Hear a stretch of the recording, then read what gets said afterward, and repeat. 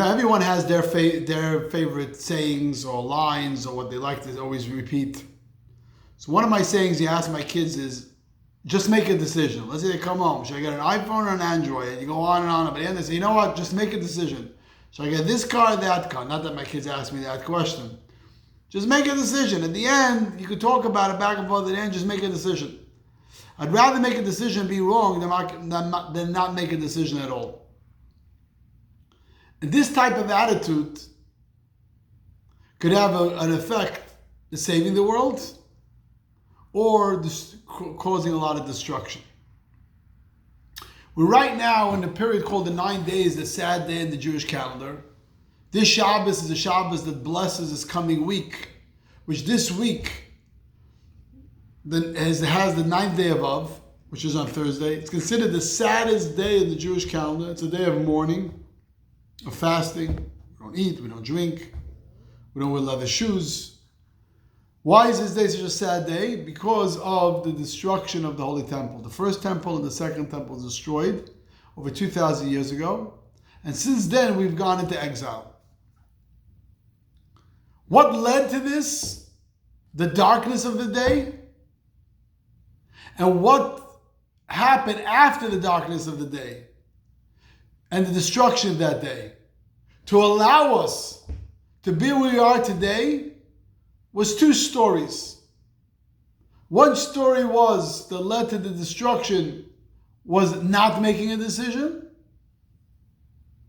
The second story that caused us, me and you, to be here today, in spite of the exile, in spite of the torture, in spite of the difficulties of the last 2,000 years, was someone had the foresight to make a decision. So you see, not making a decision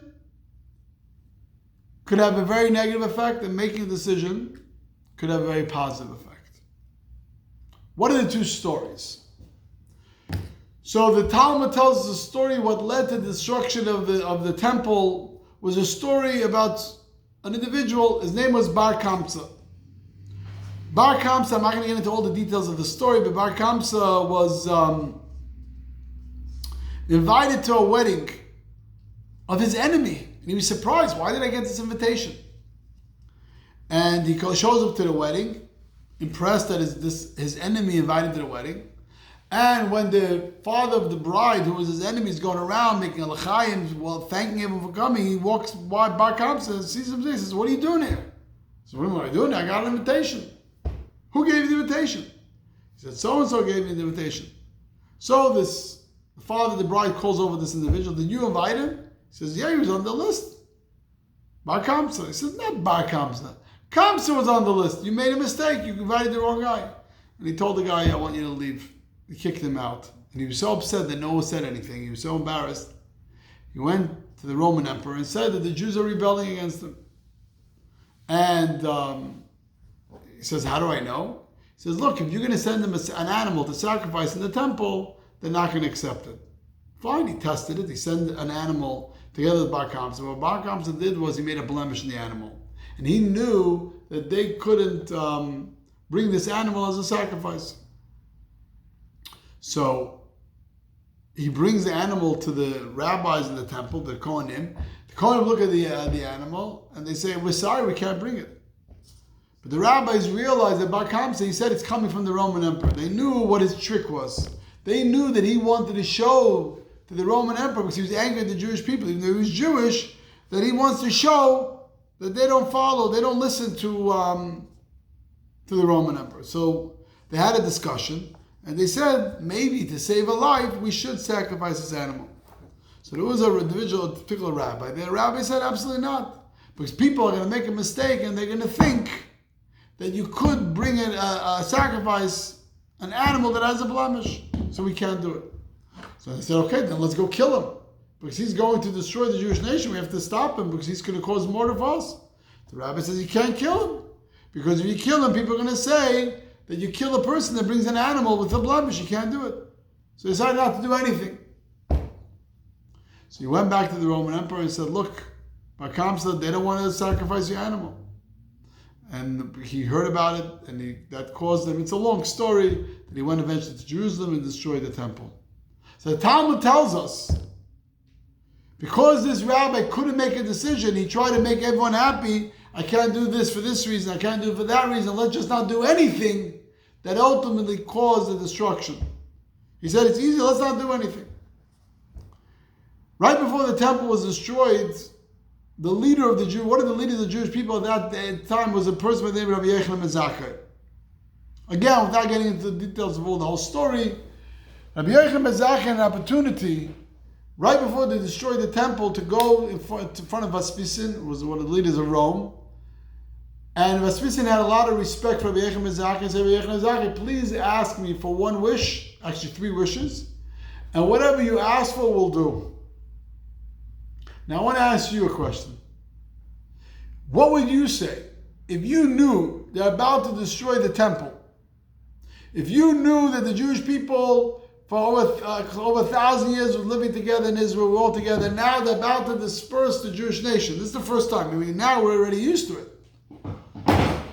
What's the one thing you would say to make sure the survival of the Jewish people? What's the one thing you would say to make sure that we don't become a footnote in history? I don't know. Today we can look back. So Rabbi Yossi Harlig, one of the requests he had is to save the city of Yavna. That's where the great rabbis were living, and that's where, more importantly, there was a yeshiva of Torah study there. He said, let the Torah study continue, and then I know that Judaism will continue. And so they did it. They allowed Yavna to remain, and the yeshiva was able to continue studying Torah, continued. Now it says before Rabbi Yossi Harlig passed away, he was crying. He said, could be I made a mistake. Could be I didn't ask for the right thing. And now this is the end of Judaism. My dear friends, let's look at 2,000 years later. If I ask you today, Tisha B'Av was the destruction of the temple. Just imagine you lived 2,000 years ago. And you lived 2,000 years ago. And I told you that now that you're living through the time where they destroyed the temple, where they killed hundreds of thousands of Jews. The Roman Emperor was the most powerful army. And I'll ask you, what's your vision in 2,000 years from now? What's your vision in 500 years from now? You say the Roman Emperor is going to be strong, and the Jews will be gone. There's no way. Broken people, people that were killed and raped and destroyed, they're not going to be around. Look 2,000 years later, who's the one who's standing strong? And who's the one a footnote in history? The Romans are a footnote in history. The Jewish nation is standing strong. What is the reason why we're standing strong? It's not because we're in the land of Israel. We were in the land of Israel 2,000 years. It's not because we were wealthy people and run the banks and all the other theories that anti-Semites have. Because there were many years, generations that we were very poor. What the key to survival of the Jewish nation is our dedication to God's Torah, the dedication to God's mitzvahs, the dedication to our tradition. That's what kept us going for 1,000 years. No matter where we are in the world, Jewish nation always remained dedicated to it and cared for it. A Holocaust survivor shared with me a story. The one time, while they were bombing his town, they ran into the bunker, and there was a Jew that ran down there with a Talmud. And there was a German police officer there with them. He also ran into the bunkers with them. And he asked him, what is this guy studying? He said, every day I see him studying with the Talmud. What is he studying about? He said, he's studying about the sacrifices in the Holy Temple.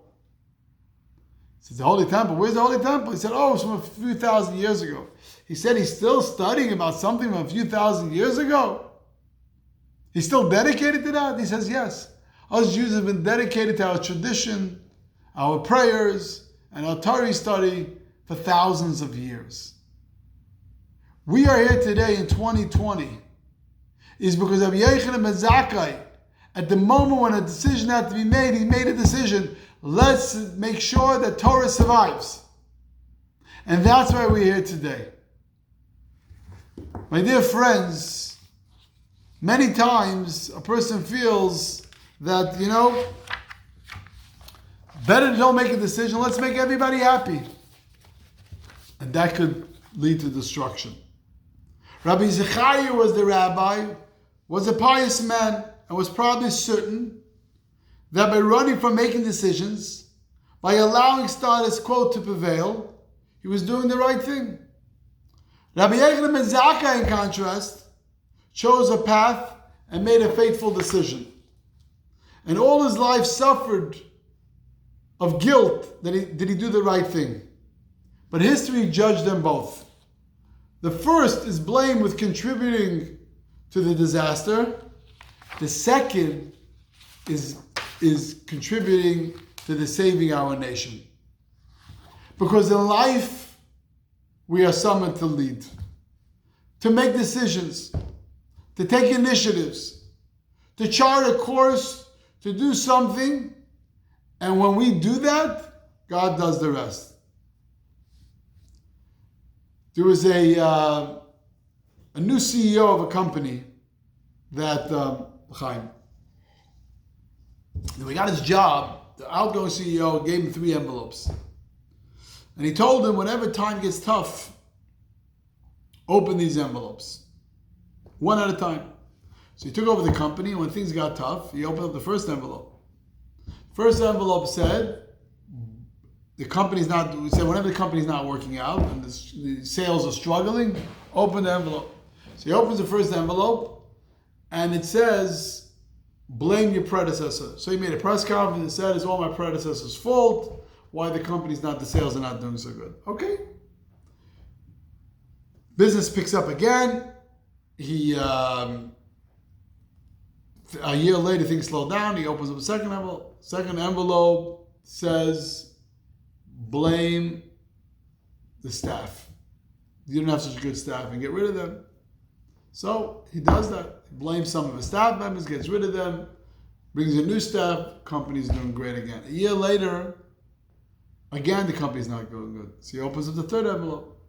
And in the third envelope, it says, start preparing 3 envelopes. So the question is, are you passing the envelope? Do you know how to make decisions? Do you know how to be proactive rather than reactive? To respond rather than to react? Do you know how to say that the buck stops here and this is how we're going to do it? Today we face many dilemmas. We face many dilemmas in our personal life, in our community life. But the worst thing is to stay away from decision making, to run from leadership and courage. Will we make mistakes? Sure. But here is the deal. One day you might regret some decisions you made, but your regret will be far deeper for decisions you did not make just to play it safe. Shabbat Shalom.